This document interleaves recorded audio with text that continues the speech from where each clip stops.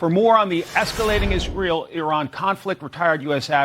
Navy Rear Admiral Mark Montgomery joins me here at the MAP. He's a senior fellow with the Foundation for the Defense of Democracies. Admiral, welcome. Great to have you. Mike, thanks for being here. So since you're a Navy man, let's start with the U.S. Navy assets in the Middle East region. A second carrier group, the Nimitz, is going into the Arabian Sea this weekend. How significant is it to have two carrier groups in the region? Well, the big change is going to be the Nimitz was scheduled to come. It's coming faster. And I imagine the Carl Vinson strike group here will now stay. Okay. So we'll build up. And what that does is double the number of Navy fighter attack aircraft from, say, 50 to 100 that are available to conduct operations.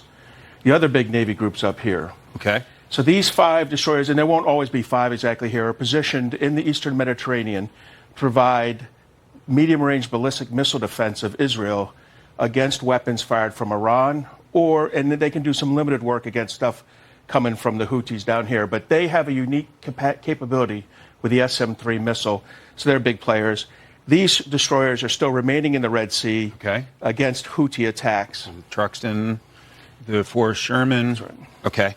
Okay. So let's move on. So here we go. So these are the nuclear facilities that have been attacked by the Israelis. Fordo is the big one that everybody's concerned about right now. It is not in downtown Tehran, the Iranian capital. Your thoughts on the targets, and what about Fordo?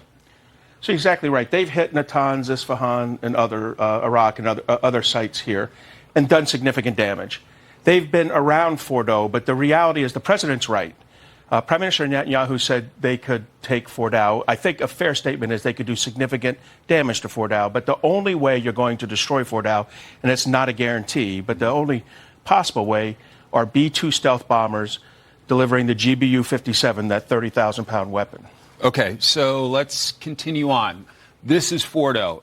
Good look at it. Here's the facility. So you've got tunnel entrances here.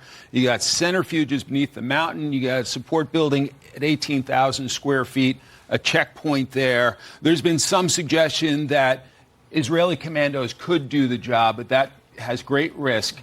So there is a lot of attention, obviously, on American might and the impact it could have there at Fordo. You're exactly right. So the Israelis could do a commando attack on this. I think there's risk to mission, i.e. it wouldn't be successful, but also risk to force, the idea that you'd actually be able to extract those soldiers after you're completed. Their Air Force could destroy things like the support buildings, could destroy the electrical power infrastructure for this, could hit the tunnel entrances, just make it hard. But what the U.S. Air Force can do is flatten the area, in other words, cause a collapse of the facility. We have some animation. We can show our audience what the B-2 could do if called into act. We'll see if the commander-in-chief makes that call, but here we go. So here's the GB-57 bunker buster bomb. The first one would go in, and then a second one would follow to go into the hole to presumably detonate and destroy the below-ground facilities. Your thoughts, sir? Well, that's about right. So that weapon that you saw there coming in has a special casings that allow it to almost drill deeper. This graphic, the ones on FDD's website that Fox has been using, show that very explicitly. You create a channel that a second or third weapon could go through, and then they have special fuses that go off at that depth. The idea is to create an instability that causes the weight on a now unstable structure to collapse the facility down in and among itself, and that would destroy the up to 3,000 centrifuges that are there that are making the weapons-grade uranium. Our pilots obviously train for these kind of missions. Your thoughts on the risk involved with that and how likely it would be to be successful? So I'll break that up and I'll say, for the pilots, there's risk in every flight. Mm-hmm. There's certainly risk in every flight where you fly over the adversary and you release a weapon.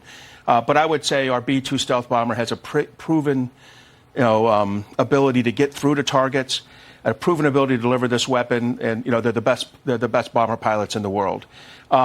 Whether it will be successful or not, I'm not sure. I do know that if we don't drop it, that will not be taken down by an aerial attack. The only thing that's going to take it down by an aerial attack is the GBU-57 delivered by the B-2 stealth bomber. Truly remarkable aircraft, 69 foot long, 17 feet high, 172-foot wingspan.